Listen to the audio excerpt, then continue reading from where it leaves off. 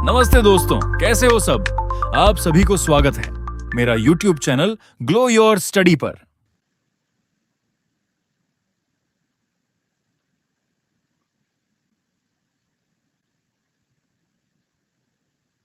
Good evening भाई सबको, good evening. Audio video clear है? ये अनअकैडमी प्लस के कुछ फीचर्स हैं, अब आप सब्जेक्ट वाइज भी प्रैक्टिस कर सकते हैं।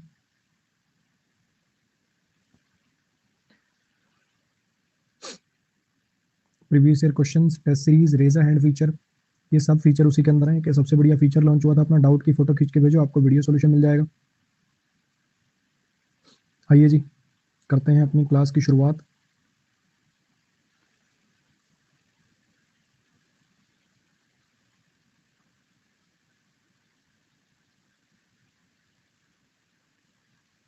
स्लाइड ले आता हूँ भाई, एक सेकंड रुक जाओ।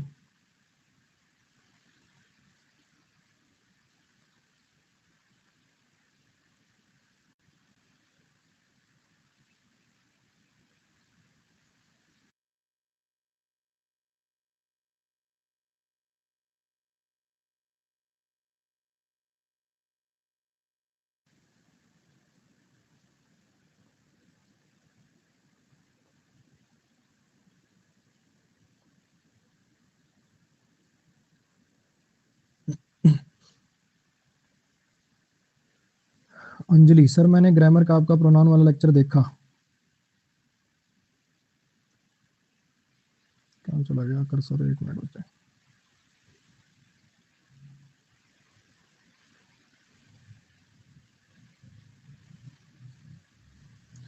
लेक्चर देखा और फिर प्रैक्टिस बैच लगाया सर, बहुत डिमोरलाइजिंग लग रहा कुछ भी नहीं आता। ठीक है, अब कुछ एक दो मेरे सवाल हैं बच्चे, उसका आप जवाब दीजिएगा, ठीक है। एक मिनट, आज कुछ थोड़ी सी ना, एक काम करते हैं, मैं पढ़ाता तो बच्चे रोज ही हूँ, पढ़ाता तो मैं रोज ही हूँ, ठीक है। अगर आपको कुछ क्वेरीज हैं, एक एक करके ना कुछ डील कर लेते हैं, 5-10 मिनट लगेंगे, ज्यादा नहीं, ज्यादा टाइम तो नहीं, लेकिन कुछ ऐसी क्वेरीज होती हैं, बच्चे परेशान होते रहते हैं, किलसते रहते हैं, एक एक करके। ऐसा नहीं, अब देखो एक चीज सुनना, जब तक मैं एक बच्चे की क्वेरी बता रहा हूँ तब तक तुम कितने भी कमेंट करते रहो, मैं पढ़ तो पाऊंगा नहीं, ठीक है। एक बार मैं इस बच्चे को क्वेरी को डील कर लेता हूँ, क्योंकि काफी बच्चों की क्वेरी होगी। सर मैंने कोई चैप्टर XYZ चैप्टर पढ़ा, और उसके बाद फिर मतलब मैंने जब उसकी प्रैक्टिस प्रैक्टिस करी तो मेरे से सवाल नहीं हुए और मैं डिमोरलाइज हो गया या हो गई, ठीक है। यही दिक्कत है अंजलि जी। अब मेरे एक दो सवालों का जवाब दीजिए। मुझे बताइए कि जब आपने वो मेरा प्रैक्टिस बैच लगाया तो अपने आप से आपसे कितने परसेंट हो पाए, अपने आप से कितने परसेंट आपसे हो पाए। मतलब फॉर एग्जाम्पल, जैसे उसमें 50 सवाल थे तो उसके कितने परसेंट आपसे अपने आप हो गए, बिना आंसर देखे, मतलब मेरे एक्सप्लेन करने से पहले। एक्सप्लेन करने के बाद तो ऑब्वियसली समझ आ ही गया होगा, पहले कितने परसेंट हो गए थे। 15-20 क्वेश्चन, कितने क्वेश्चन में से 15-20, कितने में से 15-20, 45 में से 20 हुए आपसे, 45 में से 20 हुए, यानी लगभग आप कह सकते हो कि 40% के आसपास का आपका एवरेज आया, ठीक है। अब मेरे दूसरे सवाल का जवाब दीजिए कि आपने सीधा प्रैक्टिस बैच लगाया, सीधा प्रैक्टिस बैच लगाया कि पहले प्रिंट मतलब प्रिंट टू पैरामाउंट और मिरर ऑफ कॉमन एरर्स किया।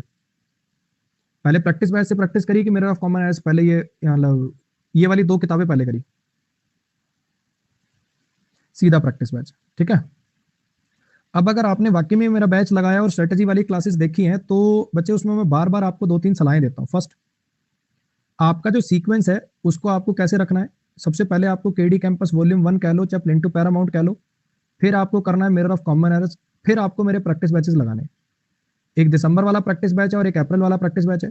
ऑब्वियसली आप एक बात समझ के देखिएगा कि मेरा जो कंटेंट का लेवल है वो मैं, ऑब्वियस बात है कि इनसे ऊपर ही रखूंगा, हाँ क्या ना। ये तो ऑब्वियस है ना कि अगर एरर बनाऊंगा या मैं कुछ प्रैक्टिस कराऊंगा तो इनसे तो मैं ऊपर ही रखूंगा, नहीं तो फिर उस प्रैक्टिस बैच का फायदा क्या हुआ। दूसरी बात, अगर आपने मेरा पूरा लेक्चर देखा, उसकी एंड में मैंने बात बोली होगी, बीच में भी एक दो बार बोली होगी, स्ट्रेटेजी वाली क्लास में बोली होगी कि जब आप यहां से पहली बार प्रैक्टिस करेंगे तो 50% आपसे अपने आप हो जाएंगे, 50% अपने आप हो जाएंगे। आंसर देखने के बाद आपसे सारे हो जाएंगे 3-4 सेंटेंसेस को देख छोड़कर, ज्यादा ज्यादा ज्यादा ज्यादा 5 मान लेता हूं मैं, ठीक है। 50% आपसे अपने आप हो जाएंगे और 5 एरर आपके डाउट में रह जाएंगे। उसके लिए डाउट डिस्कशन की वीडियोस मैंने अनअकैडमी स्पेशल पे पहले बना रखी। जब आप सेकंड सोर्स से करने जाएंगे तो आपसे 70% हो जाएंगे अपने आप। आंसर देखने के बाद आपको सब समझ में आ जाएगा, इसमें भी मैक्सिमम 5 क्वेश्चन पे डाउट आएगा। फिर अगर आप इस प्रैक्टिस बैच को लगाते तो आप अपने आप 90% कर पाते। और अब इस प्रैक्टिस बैच को लगाते तो ये 95% में कन्वर्ट हो जाता। आ रही है कुछ बात समझ में? ये बात मैं हर बैच के अंदर बोलता हूँ, प्लीज इस बात को फॉलो करिए, डिमोरलाइज मत होइए, परेशान मत होइए, ठीक है। आपको कुछ कॉन्सेप्ट पढ़ाए गए हैं, जब आप वो कॉन्सेप्ट एक बार पहली बार करोगे तो 50% अपने आप दिखेंगे, अगली बार करोगे 70 दिखेंगे, अगली बार करोगे 90 दिखेंगे। ये तो एक चेन है, ये तो एक साइकिल है। आ रही बात समझ में क्या कहना चाह रहा हूं मैं? मैथ्स में आपको सर ने मान लो एक कॉन्सेप्ट पढ़ाया, मैथ्स में आपने मतलब सर्कल चैप्टर सर ने आपको पूरा पढ़ा दिया, ठीक। आप करने गए, शुरुआत में कितने क्वेश्चन हो रहे हैं आपसे अपने आप, उसके बाद फिर वो जब दूसरे सोर्स से आप प्रैक्टिस करोगे या उसी चैप्टर के कुछ और क्वेश्चन लगाओगे तो फिर और ज्यादा होने लग जाएंगे।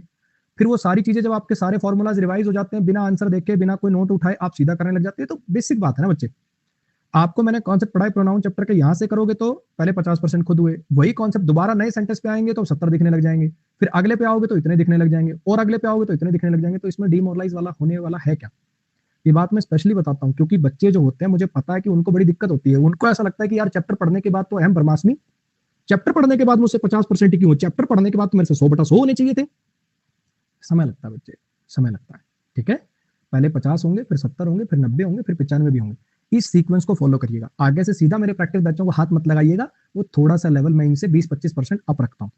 शुरुआत आप यहां से करिएगा, ठीक है। एक बच्चे की क्वेरी खत्म हो गई, और किसी की अगर कोई क्वेरी है तो बताइए। कोई नहीं, आज 10 मिनट दे देता हूं तुम्हें, बहुत दिनों से तुम भी क्लास रहे हो कि कब ये बात करने को मिल जाए। बोलो, किसी और की कोई क्वेरी है तो मुझे बताओ।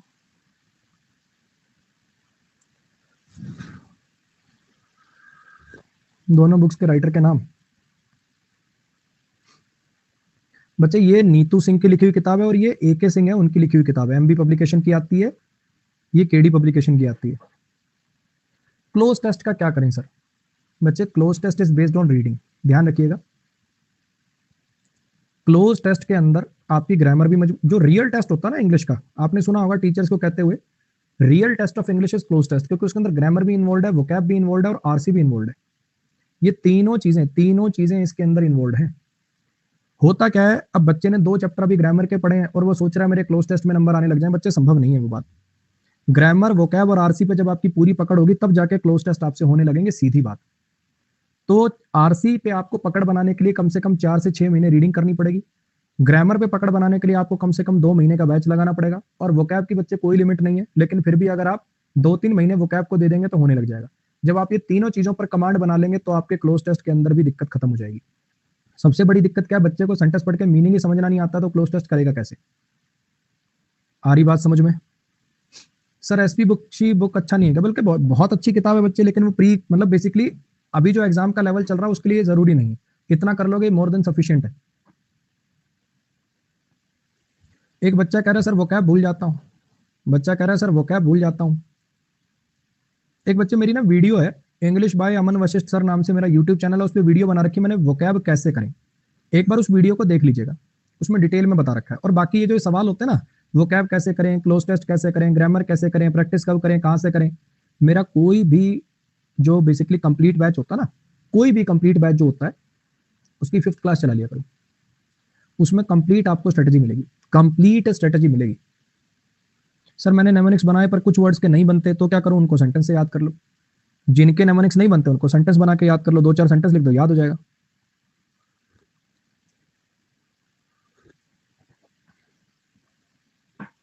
चलो जी, अब अपनी क्लास शुरू कर लेते हैं। ग्रामर कैसे करूं, वोकैब कैसे करूं, क्लोज टेस्ट कैसे करूं, रीडिंग कहां से करूं, कितने घंटे रीडिंग करूं, गोल डायरी कैसे बनाऊं, टाइम टेबल क्या रखूं, ये सारी की सारी बातें मेरा कोई भी बैच चला लेना, वोकैब वाला प्रैक्टिस वाला नहीं, थ्योरी वाला बैच, कोई भी बैच चला लेना, उसकी 5वीं क्लास में 1.5 घंटा लगा के ये बातें बताता हूँ, उसको देख लीजिएगा। और जो बात है बेसिकली नए बैच की, बच्चे 4 to 6 के अंदर मेरा चलता है थ्योरी का बैच, उसका नया बैच आएगा 26 जन को, 26 जनवरी को बिल्कुल बेसिक से उस बैच को शुरू करेंगे, उसको आप लगा सकते हैं। ये वाला जो टाइमिंग है आपका 8 to 9:15, इसमें कभी वोकैब बैच आता है, कभी प्रैक्टिस बैच आता है। अभी वोकैब बैच चल रहा है, अगला आएगा जी इसके अंदर प्रैक्टिस बैच, इसके अंदर आएगा प्रैक्टिस बैच, ठीक है। पेनी वाइज का कहना है सर चैप्टर वाइज एरर हो जाते हैं, मिसलिनियस नहीं होते। बच्चे इसका भी जवाब आप 5th क्लास जो है उसमें भी देख सकते हैं। और अगर आप डायरेक्ट पॉइंट टू पॉइंट आपके सवालों का जवाब चाहते हैं इस टाइप के, सीधा थंबनेल लगा के रखा है, सर चैप्टर वाइज एरर हो जाते हैं, मिसलिनियस नहीं हो पाते, क्या करो? English by Aman Vashishtha sir नाम से मेरा यूट्यूब चैनल है, उस पर अलग से ही मैंने एक वीडियो, अलग से प्लेलिस्ट बना रखी स्ट्रेटेजी, उसमें इस टाइप के जो आपके बच्चों की जो जनरल क्वेरीज होती है ना, सर मार्क्स में मार्क्स स्टक हो गए हैं, क्या करूं? सर चैप्टर वाइज एरर हो जाते हैं, मिसलिनियस नहीं होते, क्या करूं? सर करंट कैसे करूं? सर करंट को पर डे का कितना टाइम दूं? इस टाइप के सारे सवालों की कट टू कट वीडियो बना रखी है, 5 से 7 मिनट, 5 से 7 मिनट की। उनको देख लो, क्लियर हो जाएगी चीजें, ठीक है? एक बार मेरे कहने से उस प्लेलिस्ट को आज देखना, हवाई बातें नहीं करता बच्चे। अगर तुमने उसकी कोई भी एक वीडियो भी देख ली ना उस प्लेलिस्ट की, तुम्हारा मन करेगा सारी देख लेता हूं यार, ये तो बहुत ऑथेंटिक बात कर रहा है।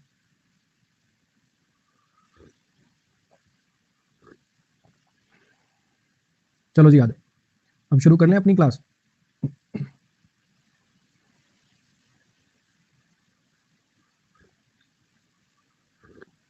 गला थोड़ा सा डाउन है, इसलिए थोड़ी साइड बाय साइड टॉनिक सा चलता रहेगा। इसको बोलते हैं जिंजर एल। इसमें थोड़ा सा अदरक, थोड़ी काली मिर्च, थोड़ा शहद और गर्मा गर्म उबलता खौलता पानी, इसका ही मिक्सचर रहता है। उसको पिया जाता है, थोड़ा गला का थोड़ा आराम मिलता रहता है, ठीक? तो आशा करता हूँ कि आप इसको माइंड नहीं करेंगे। आइए जरा, पहला अपना है जी, a thorn in the flesh. A thorn in the flesh, thorn का मतलब क्या होता है? कांटा। फ्लैश मतलब मांस। छोटे थे, आजकल तो कांटा वाटा कहाँ लगता, पहली बात तो पता नहीं कांटे कहाँ चले गए, और दूसरी बात आजकल वो हुड़दंगबाजी करते कहाँ हो तुम, कांटों में जाते कहाँ हो? तो अब कांटे नहीं लगते, है ना? बचपन में खूब कांटा लगा करता था, क्यों? कभी वो पेड़ पर चढ़ रहे हैं, कभी इधर जा रहे हैं, कभी उधर भाग रहे हैं, नंगे पाँव चल दिए, तो ये ऐसे हो जाता है। देखो ये ना अंदर कांटा ना फ्लैश के अंदर चला जाता है, बाहर बाहर होता तो खींच के बाहर निकाल देते हो, कई बार ये कांटा अंदर टूट जाता है ना? तो अगर मान लो पैर में कांटा लग के ऐसे अंदर टूट जाए, तो देखा होगा ना तो वो निकल पा रहा। एक कांस्टेंट और परसिस्टेंट कॉज ऑफ अनोइंस, कोई ऐसी चीज जो कांस्टेंट और परसिस्टेंट आपको तंग कर रही है, मतलब लगातार आपको तंग करे जा रही है, कोई फ्रस्ट्रेशन का कारण, कोई ट्रबल का कारण।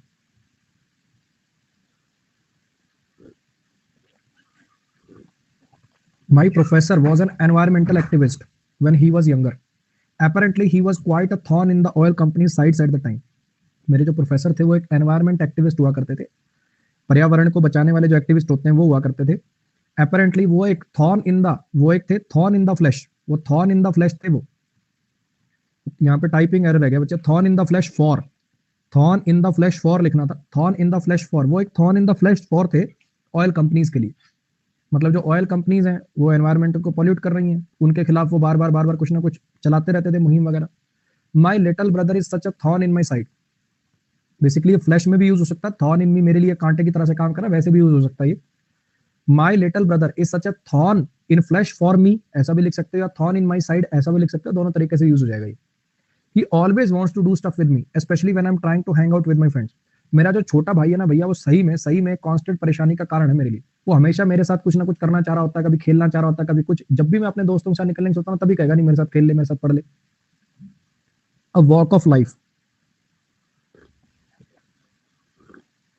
अ वॉक ऑफ लाइफ, एक पर्सन की ऑक्यूपेशन पोजीशन सोसाइटी में, एक पर्सन की ऑक्यूपेशन पोजीशन सोसाइटी में, जिंदगी की वॉक। जिंदगी की वॉक कहने का मतलब लाइफ के अलग अलग फेजेस, लाइफ के अलग अलग फेजेस, लाइफ के अलग अलग स्टेटस, या फिर जिंदगी की अलग अलग टाइप। जब अपन कहते हैं कि जिंदगी की वॉक, जिंदगी की वॉक का मतलब क्या है? जिंदगी की वॉक का मतलब क्या है? लाइफ के अलग अलग फेजेस, लाइफ के अलग अलग स्टेटस, लाइफ के अलग अलग पड़ाव, कुछ भी कह सकते हो आप। एक पर्सन की ऑक्यूपेशन पोजीशन सोसाइटी, कुछ भी। कहने का मतलब गरीब अमीर, बच्चे बूढ़े, सब इसके अंदर इंक्लूड है, सबके सब इसके अंदर इंक्लूड है।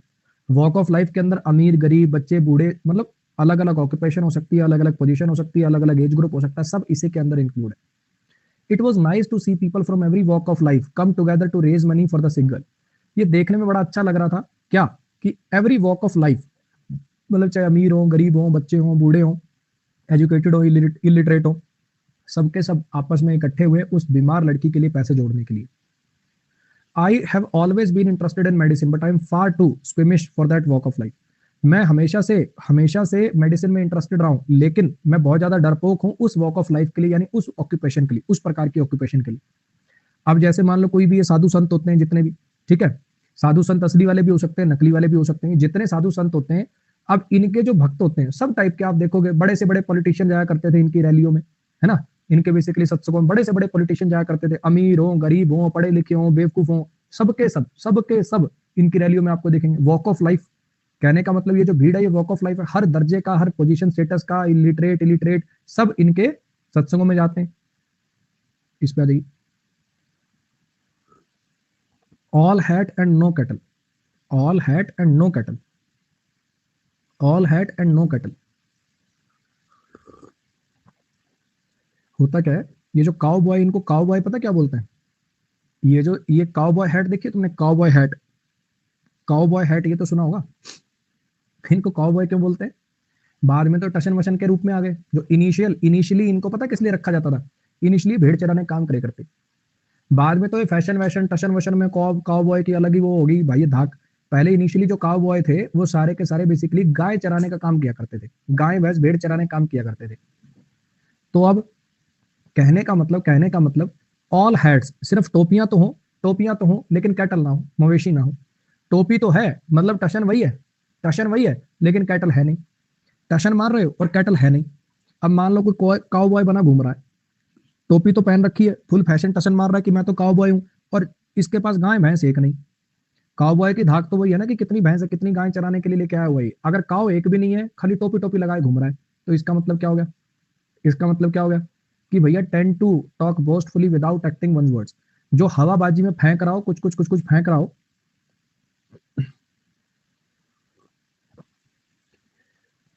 अपने एक्शन उसके नहीं है, उसके काम वैसे नहीं है, अपनी जो बातें वो बोल रहा है उन पे एग्जीक्यूट कुछ नहीं कर रहा, बस फेंके जा रहा है। In my view the senators are all mouth and no action. In in my view senators are all mouth and no action, सिर्फ बोलते बोलते हैं, करते कुछ नहीं है। और we say in my part of the country, और हमारी साइड पे इसको बोलते हैं all hat and no cattle. He talks as though he knows more than anyone else but he is all hat and no cattle. वो ऐसे बात करता है जैसे वो बाकी सबसे ज्यादा जानता हो, लेकिन भैया सिर्फ हवाबाजी है, कैटल है नहीं। मतलब सिर्फ और सिर्फ टशनबाजी है, रियलिटी में है नहीं कुछ। विशाल बच्चे कोई बात नहीं, एक चीज समझने की कोशिश करो, जिसको जो कमेंट करना है कर लेने दिया करो। पहली बात तो ये वोकैब बैच है, इसमें कोई पढ़ने समझने का तो कुछ है नहीं, ठीक, कि अपने को कोई रिसर्च करनी है, फोटो देखनी है, वोकैब याद करा रहा हूँ, तो इसमें अगर ये कमेंट कर भी रहे हैं तो उससे कोई फर्क नहीं पड़ता। आपने देखा हो वोकैब बैच मेरे को बिल्कुल कोई गुस्सा नहीं आता, कोई कुछ भी कमेंट करता रहे मैं कुछ नहीं कहता। क्यों? क्योंकि इसमें समझने कुछ है भी नहीं। और अगर आपको दूसरों कमेंट नहीं पढ़ने तो मेरी फोटो पे क्लिक करो, ऐसे साइड पे फोटो आ रही है उस पर क्लिक कर दो, तो सिर्फ आपको स्लाइड और मेरी फोटो दिखेगी, आपको कमेंट दिखेंगे नहीं।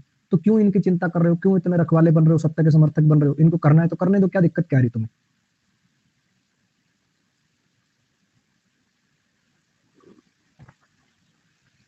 All are might and mean, all are might and mean. Mighty word सुना है तुमने? माइटी, माइट का मतलब होता है ताकतवर, माइट का मतलब होता है ताकत, माइटी का मतलब होता है ताकतवर। हमारे पूरे माइट और मेन से, हमारे पूरे माइट और मेन से, कहने का मतलब अपनी पूरी ताकत लगाकर, अपनी पूरी कोशिश लगाकर, सारी की सारी ताकत लगाकर, अगर आप किसी काम को करते हो with all your might and main, आपने पूरी ताकत झोंक दी है उसके अंदर, पूरी की पूरी ताकत झोंक दी। माइट का मतलब होता है आपकी ताकत, आपकी strength. With as much effort और strength as one can muster, muster का मतलब होता है गैदर, इकट्ठा करना। उतनी ताकत, जितनी मैक्सिमम ताकत वो इकट्ठा कर सकता है, उससे किसी काम को करना। अभी आपने वीडियो सबने देखी होगी, कैसे उछल उछल के मार रही थी ये लड़की इसको। हाँ जी,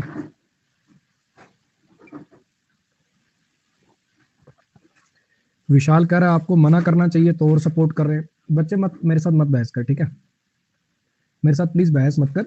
मेरे तो कभी थ्योरी के बैच में आना, वहां मैं कमेंट करने देता नहीं, वहां मैं सीधा ब्लॉक कर देता हूँ, ठीक है? वहां मैं कमेंट करने देता नहीं हूँ, वहां मैं सीधा ब्लॉक कर देता हूँ। नहीं यकीन आता तो कोई रैंडम मेरी वीडियो चला के देख ले तो ये पता लग जाएगा। तो प्लीज पढ़ने आए हो तो पढ़िए, ज्ञान मत दे, ठीक? चुपचाप पढ़ ले, जो बता दिया सुन ले। सबसे ज्यादा टाइम खराब तो तू ही कर रहा है।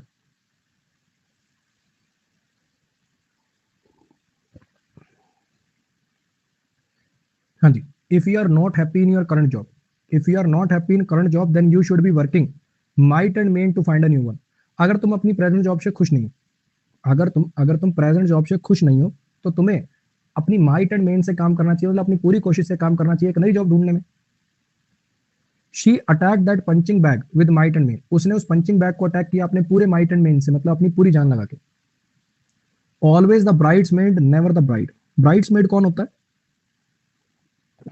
ब्राइड्समेड कौन होता है? दुल्हन के साथ जो आती है ना, क्रिश्चियंस के अंदर आपने देखा होगा, दुल्हन के साथ आती हैं एक दो लड़कियां, वो कहलाती हैं ब्राइड्समेड, वो कहलाती हैं ब्राइड्समेड। तो मेन कौन होती है शादी में? ब्राइड। और ब्राइड्समेड कौन होती है? जो उनको अकम्पनी करती है ना। यानी सेकंड इंपॉर्टेंट। जैसे आप जाते हो तो मतलब जैसे आप किसी अपने दोस्त की शादी में गए तो सबसे मेन कौन होगी? आपकी भाभी। सेकंड नंबर पे मेन कौन होगी? भाई की सालियां, है ना। तो अपने यहाँ जो ब्राइड्समेड होती हैं बेसिकली वो सालियां ही होती हैं।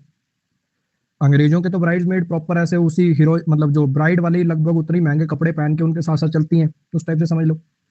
तो कहने का मतलब क्या है, कोई ऐसा पर्सन या कोई ऐसी चीज जो हमेशा ब्राइडमेड बने, कभी ब्राइड ना बन पाए। हमेशा ही उसको ब्राइड्समेड का काम मिले, कभी ब्राइड ना बन पाए। मतलब हमेशा लेस इंपॉर्टेंट पोस्ट मिले, हमेशा लेस इंपॉर्टेंस मिले, कभी मेन जो इंपॉर्टेंट जो सबसे जो प्राइम जो जॉब होती है, प्राइम जो पोजीशन होती है वो ना मिले।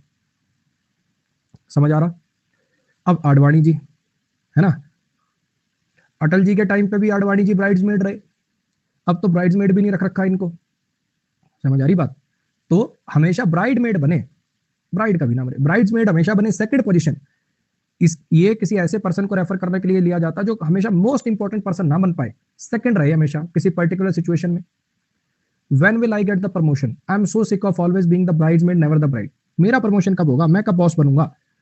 मैं थक चुका हूं ब्राइड्समेड बन बन के, कभी ब्राइड नहीं बनता। मेरे साथ वालों का प्रमोशन हो जाता है, मैं हमेशा रह जाता हूं।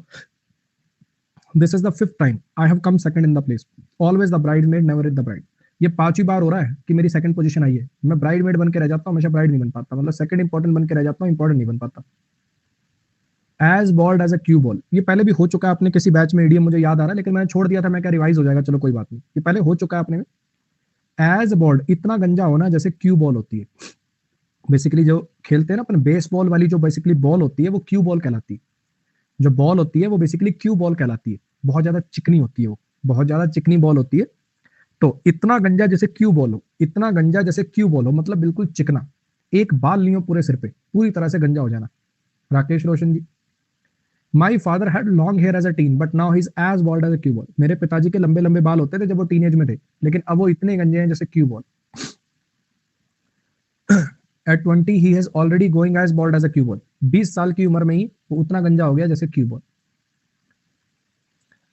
As daft as a brush, as daft as a brush, बहुत बढ़िया है, इसकी स्टोरीज को देखिएगा जरा। As daft as a brush, बेवकूफ होना, सिली होना।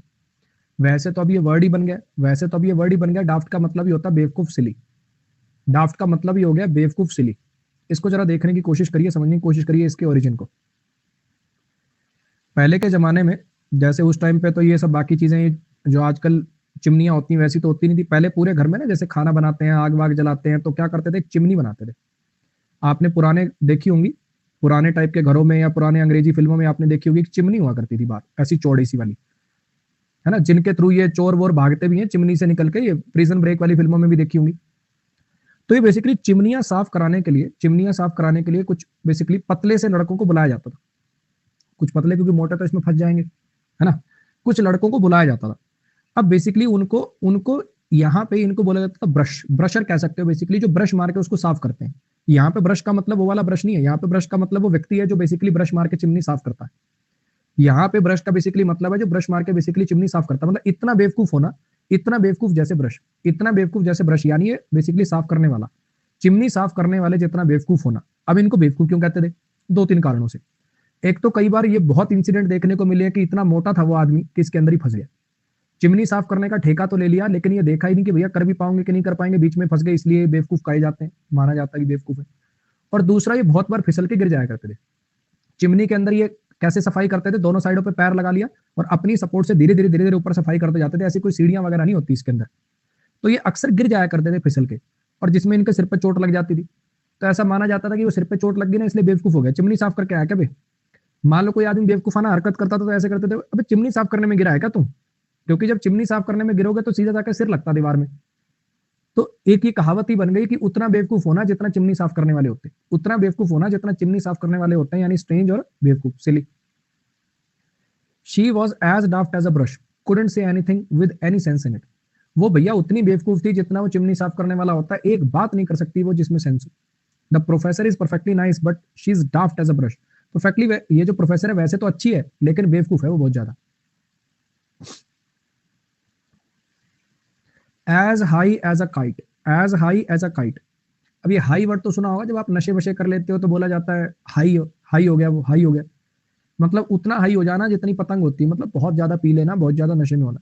काइट क्या आसमान में उड़ती है, इतना हाई हो जाना कि मान लो काइट हो, इतना ज्यादा हाई हो जाना मतलब बहुत ज्यादा नशा कर लेना, अल्कोहल या कोई ड्रग्स बहुत ज्यादा कर लेना। अब ये सीन सबको याद होगा। गूंगा बोला, वह कहाँ बोला, इतनी पी ली इन्होंने, इनको यही याद नहीं आ रहा कि भैया ये बातें कर रहा रात को पी के इनसे।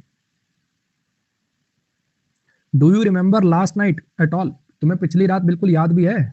तुम उतने हाई थे जितनी काइट है, मतलब खूब पी ली थी तुमने कल रात को। I tried to talk, I tried to talk to her after the party but she was as high as a kite. मैंने कोशिश करी उससे बात करने की, मैंने कोशिश करी उससे बात करने की, लेकिन वो उतनी हाई थी जैसे कि एक काइट, मतलब बहुत ज्यादा उसने पी भी ली थी। Eight a stretch, eight a stretch basically ये इडियम जो असली इडियम था, तो वहां पे ये शुरुआत में जब यूज होता था तो इसके साथ लिखा होता था eight a stretch of time. Eight a stretch of time, stretch का मतलब होता है बेसिकली किसी चीज की लेंथ, स्ट्रेच का मतलब होता है किसी चीज की लेंथ। तो eight a stretch of time यानी एक बार, एक टाइम की, एक स्लॉट के अंदर आप कितना काम कर पा रहे हो, एक कॉन्टिन्यूस पीरियड। लेकिन बाद में धीरे धीरे धीरे धीरे बात ऑब्वियस होगी कि एट अ स्ट्रेच का मतलब टाइम की बात करें, एट अ स्ट्रेच का मतलब टाइम की बात करें, continuous period. Eight a stretch की मतलब एक कॉन्टिन्यूस पीरियड। अब मान लो अब ये कह रही है कि मैंने भैया 60 क्वेश्चन लगा दिए या मैंने 300 क्वेश्चन लगा दिए मैथ के एट अ स्ट्रेच, मतलब एक बार लगातार में, एक बार लगातार में। I can drive 5 hours at a stretch so you will have to take over soon. मैं जो 5 घंटे लगातार, मैं 5 घंटे लगातार चला सकता हूं गाड़ी एक स्ट्रेच में, तो भैया 5 घंटे मेरे पूरे होने वाले हैं, इसलिए अब तुझे ड्राइव करना पड़ेगा। The baby doesn't sleep, the baby doesn't sleep for more than 3 hours, मतलब एक बार में 3 घंटे से ज्यादा नहीं सोता, फिर उठ जाता है, फिर क्लैक क्लैक करना शुरू कर देता है। पढ़ लो बच्चे पढ़ लो, ज्यादा समझ रहे हो, पढ़ लो, मुझे सब पता तुम्हारा कहाँ ध्यान है, मान जाओ इंसान बन जाओ। तभी मैं तुम्हारे वाले केस में ना लड़कियों की फोटो कम ही लगाता हूँ, लड़कों की फोटो ज्यादा लगाता हूँ। मुझे पता तुम्हारा दिमाग कितना गंदा। Average out, average out, average out हो जाना मतलब, एवरेज आउट हो जाना मतलब। अब वो जो एक दो बच्चे कह रहे थे कि फोटोज आपने अच्छी लगा रखी, मुझे पता बच्चे तुम पॉजिटिव सेंस में ही कह रहे थे, तुम्हारी बात नहीं कर रहा, कहीं तुम गलत समझ जाओ। मुझे पता तुम पॉजिटिव सेंस में ऐसे तारीफ के लिए कह रहे हो कि नेमोनिक्स वगैरह अच्छे बना रखे हैं, आई नो, वो तो ये मजाक करा था मैंने, ठीक है, ये मजाक किया था मैंने। एवरेज आउट हो जाना, to come to an average amount और वैल्यू। देखो एक चीज समझना, मान लो कि आपकी तनख्वाह है महीने की 50,000, आपकी तनख्वाह है महीने की 50,000, ठीक। आपने पहले दिन 10,000 का खर्चा कर दिया, पहले दिन 10,000 का खर्चा कर दिया, ठीक। तो आपकी घरवाली कह रही है कि यार ये क्या, तुमने तो बिल्कुल बर्बादी मचा रखी है, ये वो फलाना दिगड़ा। तो आप कह रहे हो टेंशन ना ले, ये सब एवरेज आउट हो जाएगा, टेंशन मत ले, ये सब एवरेज आउट हो जाएगा। यानी पहले दिन मान लो मैंने ज्यादा खर्चा कर भी दिया, तो बाकी दिन मैं खर्चा कम कर लूंगा अपना, तो अल्टीमेटली ये सब एवरेज आउट हो जाएगा, बराबर हो जाएगा। एवरेज आउट का मतलब हो जाता है जी बराबर हो जाना, कैंसिल हो जाना। एवरेज आउट का मतलब हो जाता है बराबर हो जाना, कैंसिल हो जाना। इस पे आइए जरा। The cost of hosting the extravagant event charges averages out to nearly 4,000 per day for the company. ये जो एक्स्ट्रावेगेंट इवेंट्स होती है ना, मतलब खूब खर्चे वाली जो इवेंट्स होती हैं, अब मान लो किसी एक दिन बहुत ज्यादा खर्चा हो गया, किसी एक दिन $50,000 भी लग गए, और किसी दिन मान लो $200 ही लगे, तो ये जो कॉस्ट होती है एक्स्ट्रावेगेंट इवेंट्स को, ये एवरेज आउट होकर निकल आई है, मतलब पर डे इतना खर्चा हो रहा है। एवरेज आउट होना मतलब प्लस माइनस सब करके एवरेज अमाउंट जो आ रहा है वो। The result will probably seem quite extreme at first, ये जो रिजल्ट्स हैं शुरुआत में मुझे काफी एक्सट्रीम लग रहे हैं, लेकिन ये धीरे धीरे एवरेज आउट हो जाएंगे, मतलब रिजल्ट कभी ज्यादा आएगा कभी कम आएगा कभी कैसे आएगा, लेकिन धीरे धीरे एवरेज आउट हो जाएंगे, मतलब सब बराबर हो जाएगा। इस पे बी लेफ्ट स्टैंडर्ड। स्टैंडर्ड का मतलब क्या होता है, स्टैंडर्ड वर्ड सुना होगा आपने। अगर आप किसी चीज को स्टैंडर्ड छोड़ देते हो तो आप उसको बेसिकली लटकता हुआ छोड़ देते हो। स्टैंड्स क्या होते हैं, जैसे धागे होते हैं ना ऐसे लटकते हुए, आप किसी को लटकते हुए छोड़ देते हो, बेसहारा छोड़ देते हो। स्टैंडर्ड, स्टैंड होता है ना, स्टैंड जैसे धागा होता है, स्टैंडर्ड छोड़ देने का मतलब किसी को लटकता हुआ छोड़ देना, किसी को मुसीबत में बीच में छोड़ देना। अब ये जहाज है, इसके इंजन विंजन फेल हो चुके हैं, इसको स्टैंडर्ड छोड़ दिया, कोई इसकी मदद करने ही नहीं आ रहा, क्योंकि तूफान आने वाला पीछे से, यहाँ से इस साइड पे तुम्हें दिख नहीं रहा शायद, ऐसे ऐसे लाइन सी मान लो कि तूफान आने वाला, कोई इसकी मदद करने नहीं जा रहा। टू अबैंडन समवन और something from which there is no escape, किसी पर्सन को या किसी चीज को ऐसे छोड़ देना, ऐसी स्थिति में छोड़ देना जहां से बचने की कोई उम्मीद ना हो। The shipwreck stranded are little group on a deserted beach, वो जो शिप रैक था उसने हमें लाकर छोड़ दिया, स्टैंड कर दिया, वो जो शिप हमारी तबाह हो गई उसने हमें लाकर छोड़ दिया एक डेजर्टेड बीच पर। We were stranded on a little island by the storm, हमारे को स्टैंड कर दिया गया, मतलब अकेला छोड़ दिया गया एक छोटे से आइलैंड पे उस तूफान के द्वारा। Bend over backwards, bend over backwards. अब बेंड ओवर बैकवर्ड का मतलब बेसिकली क्या होता है? आप में से कितने लोग ऐसा कर सकते हैं जैसा इसने कर रखा है? कितने लोग ऐसा कर सकते हैं? बहुत कम कर पाएंगे, बहुत कम कर पाएंगे, है ना, बहुत कम कर पाएंगे। कहने का मतलब कोई ऐसा काम करना, लेकिन जो कर भी पाएंगे तुम्हें पता बड़ी मुश्किल से ही कर पाओगे, है ना। कर भी पाओगे तो इसका मतलब बड़ी मुश्किल से कर पाओगे। मतलब किसी काम को करने में अपनी पूरी जोर लगा देना, किसी काम को करने के लिए अपने पूरा जोर लगा देना, खास करके जब आप किसी को खुश करना चाह रहे हो। बेंड ओवर बैकवर्ड्स का मतलब होता है बेसिकली आगे तो सब झुकते हैं, आगे तो सब झुकते हैं। मान लो जैसे होता है ना किसी के लिए झुक जाना, मान लो आप किसी लड़की को इंप्रेस करना चाहते हो, मान लीजिए आप किसी लड़की को इंप्रेस करना चाह रहे हो, है ना, तो आगे तो सब झुकते हैं। अब तुम भैया कुछ एक्स्ट्रा ऑर्डिनरी कर रहे हो, पूरी जी जान लगा दी, तुम ऐसे इतना मतलब इतना अपने आप को कष्ट देने को तैयार हो कि पीछे को झुकने जितना कष्ट हो। बेंड ओवर बैकवर्ड्स का यहाँ पे सही में मतलब नहीं है कि पीछे मुड़ गए तुम। बेंड ओवर बैकवर्ड्स का मतलब है कोई ऐसे काम करने को भी तैयार हो जाना जिसमें खूब कष्ट हो तुम्हें। Banks are bending over backwards to provide facilities to the डिवोस्टर्स।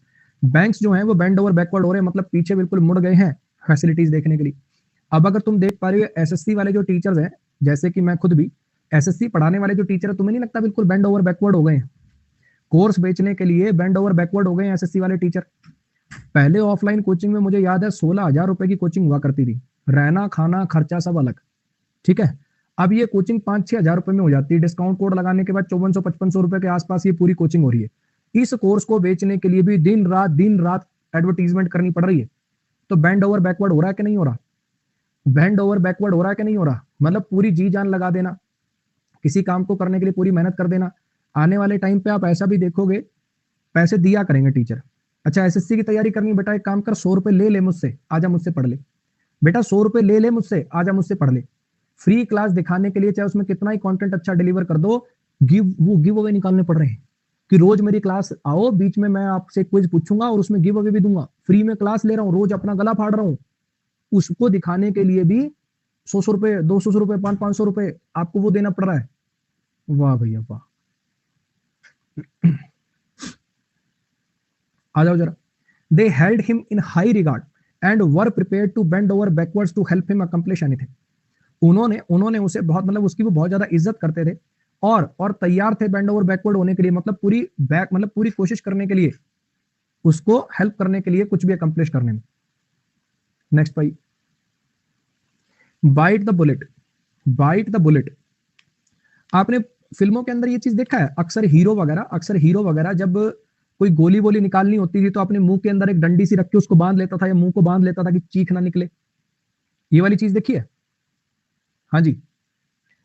Penney wise का कहना है कि सर का 2 करोड़ का पैकेज है। हाँ बच्चे, 2 करोड़ तो मेरे रोज के आते हैं बेटा, 2 करोड़ पर डे का पैकेज है मेरा, 2 CR पर डे, ठीक है। तेरा अकाउंट नंबर और लिख दे, यहां भेज देता हूं तुझे, 10-15 लाख तेरा काम चल जाएगा। फालतू बात दुनिया जहान की, 2 करोड़ का पैकेज है ये। यहाँ 250 रुपए का पजामा पहने घूम रहे, तुम्हें बातें आ रही। पढ़ लो बच्चे, पढ़ लो ना, स्वाद लो।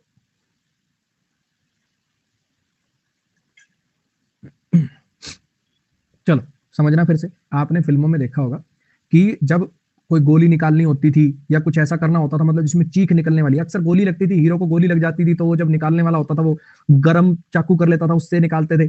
तो उससे क्या होता, पहले उससे ना वो अपने मुंह के अंदर कोई डंडी वगैरह रख के और उससे उसे बांध लेता था कि एकदम से चीख ना निकल जाए, विलन को पता ना लग जाए कि भैया यहाँ पे कुछ हो रहा है। हाँ कि ना? तो अब जब क्या होता है, मान लो कोई जंग चल रही है, मान लीजिए कोई जंग चल रही है और उस टाइम पे किसी सोल्जर को गोली लग गई, मान लीजिए जंग चल रही है, उस टाइम पे किसी सोल्जर को गोली लग गई, तो उसको मान लो अपनी गोली निकालनी है, तो वो क्या चीज करे? तो ये बेसिकली एक ट्रेंड सा बन गया है, जो बड़ी बड़ी बुलेट होती थी ना, इसको मुंह के अंदर रख लिया जाता था, ये बड़ी सी बुलेट को मुंह के अंदर रख लिया जाता था और फिर वो काम करते थे कि चीख ना निकले। कोई भी लकड़ी भी कर सकते थे, लेकिन ये ट्रेंड सा बन गया था कि भैया बुलेट को मुंह के अंदर रख लेना। तो बाइट द बुलेट, इससे ईडीएम ओरिजिनेट हुआ, जिसका मतलब होता है खुद को कोई ऐसा काम करने के लिए फोर्स करना जो कि बड़ा डिफिकल्ट हो, खुद को कोई ऐसा काम करने के लिए फोर्स करना जो बड़ा अनप्लीजेंट हो, दुखदाई हो, बड़ा डिफिकल्ट हो, या फिर बहादुरी दिखाना डिफिकल्ट सिचुएशन में। ये सोल्जर से ही ओरिजिनेट हुआ है, ये सोल्जर से ही ओरिजिनेट हुआ है। व्हेन टाइम कम्स, जब समय आएगा तो मैं बाइट द बुलेट कर लूंगा, I will bite the bullet. When time comes I will bite the bullet and take the punishment without a fuss. जब समय आएगा तो मैं बाइट द बुलेट कर लूंगा और पनिशमेंट झेल लूंगा, टेंशन मतलब बिना कुछ क्रिएट करे। I hate going to the dentist but I will have to bite the bullet. मुझे डेंटिस्ट के पास जाना बहुत गंदा लगता है, लेकिन I will have to bite the bullet कहने का मतलब मुझे इस चीज को झेलना पड़ेगा। Blow one's top, blow one's top, blow कर देना, ब्लास्ट कर देना। वंस टॉप, टॉप का यहाँ पे मतलब क्या है? टॉप का यहाँ पे मतलब क्या है? ब्लो वंस टॉप, टॉप का मतलब क्या है यहाँ पे? हेड, हेड का मतलब ब्रेन। किसी का दिमाग फाड़ देना, किसी का दिमाग फाड़ देना या फट जाना मतलब क्या है? बेसिकली बहुत ज्यादा गुस्सा आ जाना, अपने टेम्पर को खो देना। Oh man, dad is going to blow his top when he sees that I wrecked his car. अरे भगवान, पिताजी का तो दिमाग ही फट जाएगा जब वो देखेंगे मैंने उनकी कार रैक कर दी, मतलब कार तोड़ फोड़ दी। He is volatile and likely to blow his top if his demands are unmet. वो वोलेटाइल है और सही में उसका दिमाग फट जाएगा अगर उसकी डिमांड जो है वो पूरी नहीं होगी। Children should be seen not heard, बहुत बढ़िया इडियम है, देखिए जरा। Children should be scene and not heard. बच्चे सिर्फ दिखाई देने चाहिए, उनकी सुननी नहीं चाहिए। बच्चे सिर्फ दिखाई देने चाहिए, मतलब उनकी आवाज नहीं सुनाई देनी चाहिए। इस ईडीएम का जो मतलब है उसको जरा समझिएगा। ये ईडीएम ओरिजिनेट होता है कि जब बड़े लोग, ये सुना होगा अपन हिंदी में कहते हैं जब दो बड़े लोग बात कर रहे हैं ना तो बच्चे बीच में नहीं बोला करते। जब दो बड़े लोग बात कर रहे हैं तो बच्चे बीच में नहीं बोला करते। इस ईडीएम का वही मतलब है। बच्चों को बोलने नहीं दिया जाना चाहिए अडल्ट्स में जब तक उन्हें खुद बुलाया ना जाए। बच्चों को शांत रहना चाहिए और वेल बिहेव्ड रहना चाहिए अडल्ट्स के सामने। अब मान लो ये है, इसकी सहेली आई थी, उससे बात कर रही है, बीच में आके सुन रही है। इनको अपनी चुगलियां करनी थी, इनको अपने हस्बैंड्स की बुराइयां करनी थी। ये बच्ची बीच में सुन रही है, जाके पापा को बता देगी। तो इसकी मम्मी क्या करिए, बच्चे दिखते रहने चाहिए, मतलब थोड़े गैप पे ही रहने चाहिए। वे नजर तो आ रहे हैं लेकिन उनकी आवाज नहीं सुनाई दे, कहने का मतलब उनको बोलने का कोई राइट नहीं है बीच में। My grandmother always always shushing us. मेरी जो ग्रैंड मदर है वो हमेशा शुश कर रही होती है, मतलब शुश करना ना ऐसे किसी को भगाना। मेरी ग्रैंड मदर हमेशा हमें दूर भगा रही होती है क्योंकि उन्हें ऐसा लगता है, उनकी उनके ओपिनियन में उनकी राय ये है कि बच्चे जो हैं वो नजर तो आए लेकिन दिखाई ना दे। You may be out and meet the party guest if you will remember the children should be seen not heard. तुम जा सकते हो बाहर और पार्टी जो गेस्ट हैं उनसे मिल भी सकते हो, लेकिन एक चीज ध्यान रखना, मतलब बीच में मत बोलना। उनसे मिल सकते हो, हाय हेलो कर सकते हो, लेकिन उनके बीच में मत बोलना। Come to terms with something, come to terms with something. Come to terms का मतलब होता है बेसिकली किसी चीज से सुलह कर लेना या किसी चीज को अपना लेना, किसी चीज को एडमिट कर देना, डील कर लेना। अगर टर्म साइन हो जाती है, मान लो कुछ टर्म्स एंड कंडीशन है, उनको साइन कर दूं तो दो लोगों के बीच में क्या हो जाएगी? सुलह हो जाएगी। अगर कोई बंदा कम टू टर्म्स हो गया तो बेसिकली उसने सुलह कर ली। अक्सर ये ऐसी चीजों के लिए यूज होता है, मान लो आप अपने आप को कोई चीज समझा लेते हो, आप अपने आप को कोई चीज समझौता कर लेते हो, समझा लेते हो। To begin, to make effort, to understand, accept और deal with difficult problem, person और सिचुएशन। जब टू बिगिन टू, जब आप शुरुआत करते हो या फिर एफर्ट्स लगाते हो समझने की, एक्सेप्ट करने की या डील करने की किसी डिफिकल्ट प्रॉब्लमेटिक पर्सन या थिंग से। अब मान लो ये बंदा है, शुरू में नया नया आया, बहुत परेशान रहता था, यार ये भी करना, ये भी करना, ये भी करना, बहुत सारा दिन धीरे धीरे डांट मारता रहता है। लेकिन धीरे धीरे इसने काम कर करके अपने आप को शांत कर लिया। अब इसने टर्म कर लिया, अब इसने सुलह कर लिया अपने साम के साथ कि ज्यादा भड़क लेने से कुछ नहीं होगा, धीरे धीरे सब चीजें आराम से कर लेंगे अपन। I should have the report ready for you by this afternoon. मैं रिपोर्ट रेडी कर लूंगा इस आफ्टरनून तक। I just need to come to terms with the new software update first. मुझे पहले बस समझना है जो नया सॉफ्टवेयर अपडेट है उसको, वो समझते ही मैं तुम्हारी रिपोर्ट जो है वो अपडेट कर दूंगा। I have tried but I can't just come to terms with Amy, she is totally out of control. मैंने कोशिश करी है लेकिन मैं सुलह नहीं कर पा रहा हूँ, बेसिकली समझौता नहीं कर पा रहा हूँ एमी के साथ, उससे मेरी नहीं बन रही क्योंकि वो आउट ऑफ कंट्रोल है। कॉर्डन ऑफ कर देना, कॉर्डन ऑफ कर देना। कॉर्डन ऑफ कर देने का मतलब होता है जैसे पुलिस वगैरह ना किसी को पीछे हटा देती है, कोई रस्सी बांध के, कोई बैरिकेड लगा के, जब पीछे हटा दिया जाता है तो उसके लिए फ्रेजल वर्ब है, बेसिकली ईडियम तो नहीं कह सकते इसको। कॉर्डन ऑफ ये फ्रेजल वर्ब की तरह से यूज होती है।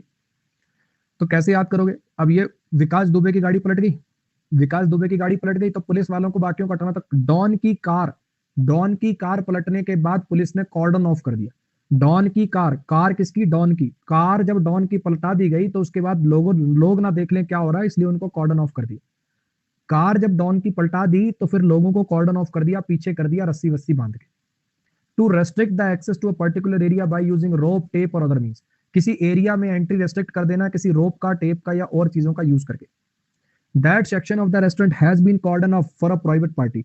वो रेस्टोरेंट का वो वाला हिस्सा कॉर्डन ऑफ कर दिया गया, मतलब सेपरेट कर दिया गया, वहां जाने पर रेस्ट्रिक्शन लगा दी गई है किसी प्राइवेट पार्टी के लिए। The section of the restaurant has been cordoned off for a private party. ये तो सेम ही हो गया बच्चे, एक ही सेंटेंस दो बार टाइप हो गया गलती से। Cry in wilderness, cry in wilderness, cry मतलब चीख, वाइल्डरनेस मतलब जंगल। वाइल्ड में क्राई करना मतलब जंगल में चीख, जंगल में चिल्लाना, मतलब ऐसी कोई सलाह देना जिसपे कोई तवज्जो ना दे रहा हो। क्राई इन वाइल्डरनेस का मतलब है ऐसा कुछ कहना, ऐसा कुछ एक्सप्रेस करना जिस पर लोग ध्यान ना दे रहे हैं। जंगल में चिल्ला, वही है जंगल में मोर नाचा किसी ने देखा। तो बेसिकली क्या है, कोई ऐसी चीज, अब जंगल में चिल्लाओगे तो आपको बचाने आएगा कौन। अब इस बहन की ये आई थी एडवेंचर करने, आई जंगल में रास्ता भूल गई, सिग्नल अब आ नहीं रहा, गूगल मैप इसका चल नहीं रहा, साथ में हड्डी कंकाल पड़ा दिख रहा, अभी चिल्ला रही है वहां पागलों की तरह, बचाने कौन आने वाला। जंगल में चिल्लाओगे तो बचाने कौन आएगा। कोई ऐसी चीज जो आप कह रहे हो लेकिन लोग उस पर ध्यान नहीं दे रहे क्योंकि वो अनपॉपुलर है। He was a voice crying in the wilderness as he tried to expose. भैया उसकी आवाज ऐसी थी जैसे चीख होती है वाइल्डनेस में, उसकी आवाज ऐसी थी जैसे जंगल में चीख, जब उसने कोशिश करी करप्शन को एक्सपोज करने की, क्योंकि उसकी बात पर कोई ध्यान नहीं दे रहा था। करप्शन को एक्सपोज करने की जो उसने मुहिम छेड़ी वो क्राई इन द वाइल्डरनेस निकली, मतलब उसका कोई प्रभाव नहीं आया, लोगों ने कोई ज्यादा उस पर ध्यान नहीं दिया। She felt like a voice crying in the wilderness as she tried to warn others about the impending economic collapse. उसकी आवाज जो थी वो क्राई इन द वाइल्डरनेस साबित हुई, क्योंकि उसने पहले कोशिश करी थी आने वाली इकोनॉमिक्स कोलैप्स के बारे में लोगों को बताने की, लेकिन लोगों ने उसकी बात पर ध्यान ही नहीं दिया। कोई ऐसी बात जिस पर लोग ध्यान ना दें, जिसको ज्यादा तवज्जो ना दिया जाए। Cut no ice with me, cut no ice with me. एक ब्रेक द आइस सुना है आपने, ब्रेक द आइस सुना है आपने। ब्रेक द आइस का मतलब क्या होता है, ब्रेक द आइस का मतलब क्या होता है। ब्रेक द आइस का मतलब होता है चुप्पी तोड़ना, किसी से सुलह करना, किसी से बातचीत की शुरुआत करना, है ना। ब्रेक द आइस का मतलब होता है बातचीत की शुरुआत करना। और कट और ब्रेक कुछ एक जैसे से लग रहे होंगे आपको। और अगर मैं कहूं ब्रेक नो आइस, एक तो होता है ब्रेक द आइस और एक है ब्रेक नो आइस, क्या मतलब हो जाएगा इसका। बातचीत की शुरुआत ना करना, है ना, कोई फर्क ना पड़ना, सामने वाले से कोई सुलह कोई बातचीत ना करना। To not cause someone to change their opinion और डिसीजन। अगर कोई बात है, कोई पर्सन है, उसने आपसे बात करने की शुरुआत करी, या कोई चीज है जिसकी वजह से आपको बोलना चाहिए था लेकिन आप बोल नहीं रहे, तो आप क्या कहोगे, you cut no ice with me. कहने का मतलब तुमसे मैं बेसिकली कोई बात नहीं कर रहा, तुम्हारी ये जो बात है ये मेरे ऊपर कोई प्रभाव नहीं डाल रही। ठीक। अब बेसिकली क्या है, पहले जब किसान आंदोलन शुरू हुआ तो शुरुआत में कोई इफेक्ट नहीं आया, एक साल तक क्या रवैया था, कट नो आइस वाला रवैया था। I have heard her excuses and they cut no ice with me. मैंने उसके बहाने सुने हैं और they cut no ice with me, कहने का मतलब मेरे ऊपर उनका कोई प्रभाव नहीं पड़ता, कोई फर्क नहीं पड़ता। I am sorry but that's ridiculous rationale cuts no ice with me will not change my mind. मैं माफी चाहूंगा या चाहूंगी, लेकिन ये जो रिडिकुलस रैशनल है ना, जो तुम रिडिकुलस लॉजिक जो तुम दे रहे हो, इसका मेरे ऊपर कोई फर्क नहीं पड़ता और मैं अपना विचार नहीं बदलने वाली या बदलने वाला जो भी।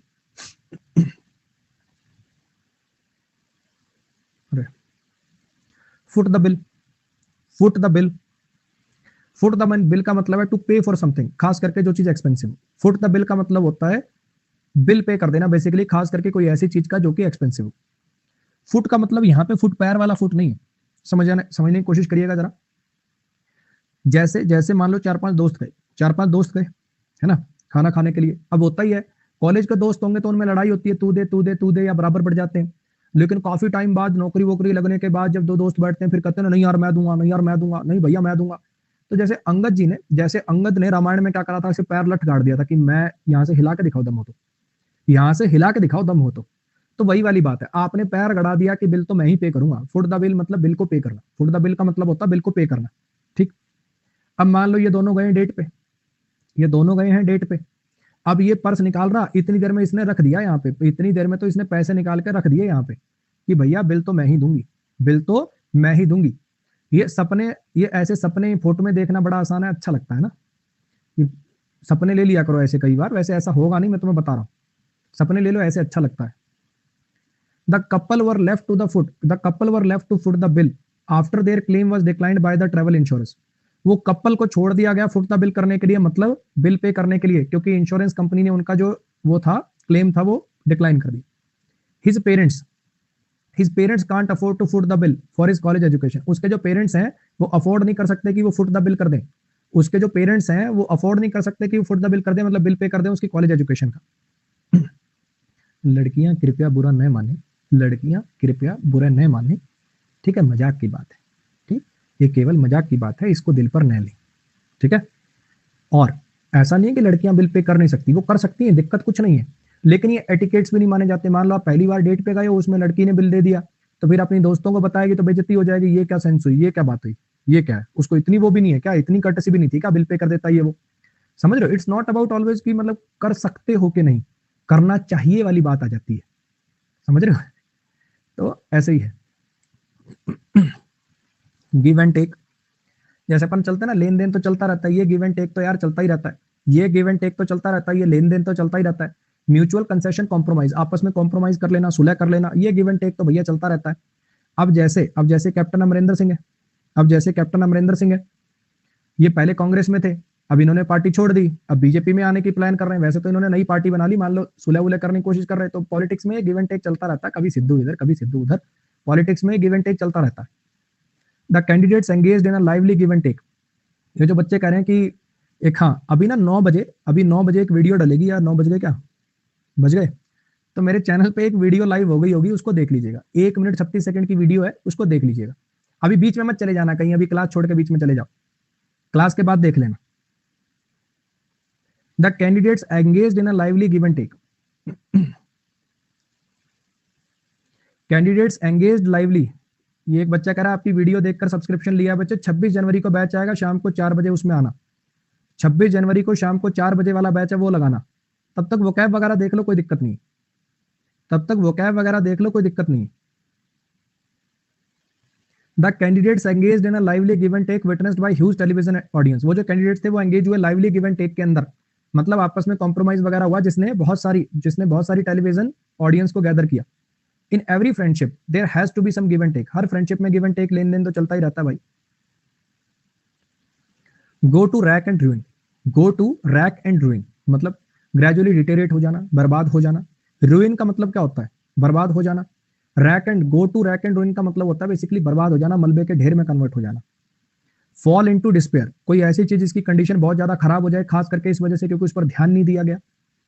It greatly pains me that my father's estate has been left to rack and ruin, ये चीज मुझे बड़ी दुख देती है, ये चीज बड़ी मुझे दुख देती है, क्योंकि पिताजी का जो एस्टेट था, पिताजी की जो प्रॉपर्टी थी, उसे बर्बाद होने के लिए छोड़ दिया गया।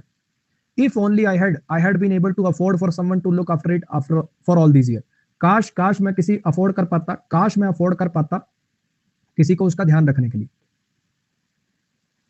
गॉड्स एकड़, गॉड्स एकड़, अब ये एकड़ बेसिकली एरिया की यूनिट है, भगवान का एकड़ है, ये तो भगवान का एकड़ है। ये निक नेम दिया जाता है, चर्च के पीछे जो ग्रेव यार्ड होता है ना, चर्च के पीछे जो शमशान घाट बनाया जाता है, उसके लिए यूज किया जाता है जी गॉड्स एकड़। चर्च के पीछे जो ग्रेव यार्ड बनाया जाता है, उसके लिए वर्ड यूज किया जाता है जी God's acre. He was laid in rest in God's acre with confronting view of river he loved so much, उसे रेस्ट कर दिया गया, मतलब उसकी जो कब्र है वो गॉड्स एकड़ में बना दी गई, और जहां पे सामने व्यू था रिवर का, जो वो हमेशा से चाहता था। मरने के बाद तो खैर रिवर के व्यू से कोई फर्क नहीं पड़ने वाला, फिर भी किसी किसी की इच्छा होती है। गॉट द सैक फ्रॉम, अब ये सैक वर्ब भी होती है, सैक नाउन भी होता है, सुना होगा he got sacked. He got sacked का मतलब होता है नौकरी से निकाल दिया जाना, ही गॉट सैक्ड का मतलब होता है नौकरी से निकाल दिया जाना। अब ये इडियम का ओरिजिन देखिए, अब ये देखा होगा आपने, फिल्मों में दिखाते हैं जब नौकरी से निकाल देते हैं तो ये डिब्बा सा हाथ में लेके जाते हैं, ये डिब्बा सा हाथ में लेके जाते हैं। पुराने जमाने में तो ऐसे डिब्बे चलते नहीं थे, जो भी अपना काम करता था, मतलब कारपेंटर की दुकान पे काम कर रहा है, कहीं भी काम कर रहा है, तो अपना बोरिया बिस्तरा सा होता था उसका, वो झोला उठा के चल देता था। जैसे मोदी जी कहते हैं मेरा क्या, मैं तो झोला उठा के चल दूंगा। तो जब किसी को नौकरी से निकाल दिया जाता था, वो एक झोले में अपने औजार वगैरह भर लेता था और बेचारा चला जाता था। तो वहां से ही इडियम ओरिजिन हुआ कि सैक मिल गया उसको, तो उसको वहां से सैक मिल गया, कहने का मतलब झोला मिल गया कि उठा के अब निकल यहाँ से।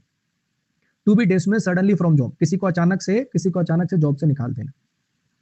पहले ये डिब्बे नहीं होते थे, जो झोले टाइप के नहीं होते थे क्या, बोरा सा, उसको बोलते थे सैक। अगर किसी को सैक दे दिया गया तो भैया झोला उठाओ और अब चलो यहाँ से। I tried so hard to do good job in Mrs Smith's garden but I got the sack anyway, मैंने बड़ी कोशिश करी मिसेस स्मिथ के गार्डन में अच्छे से काम करने की, लेकिन फिर भी मुझे सैक दे दिया गया, मतलब मुझे नौकरी से निकाल दिया गया। The new secretary so rude it's time she got the sack, नई सेक्रेटरी बहुत ज्यादा रूड है, अब समय आ गया कि उसको सैक पकड़ा दिया जाए, मतलब झोला पकड़ा दिया जाए।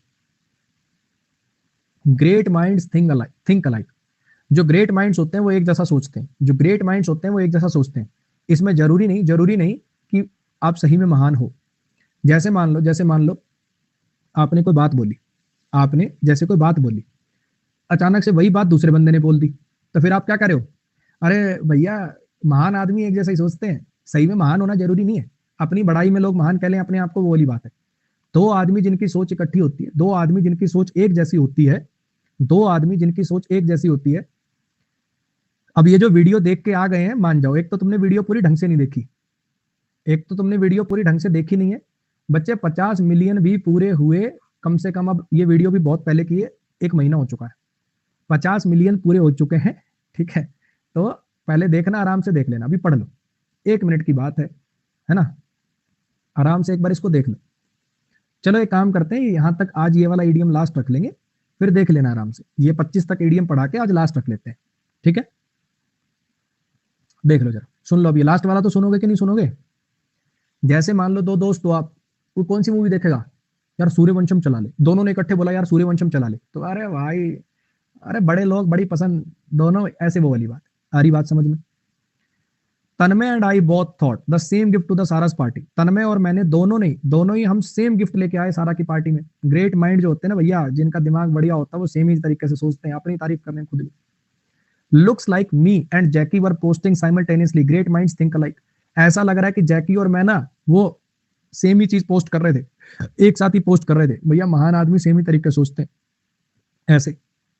चलो जी, आज के लिए अपना गुड नाइट बोलते हैं, बाकी अपन पढ़ते हैं अब कल की अपनी क्लास में, ठीक है। अब वो वीडियो देख लीजिएगा आराम से, क्योंकि तुम वैसे भी देखना रहे थे, क्लास है ना।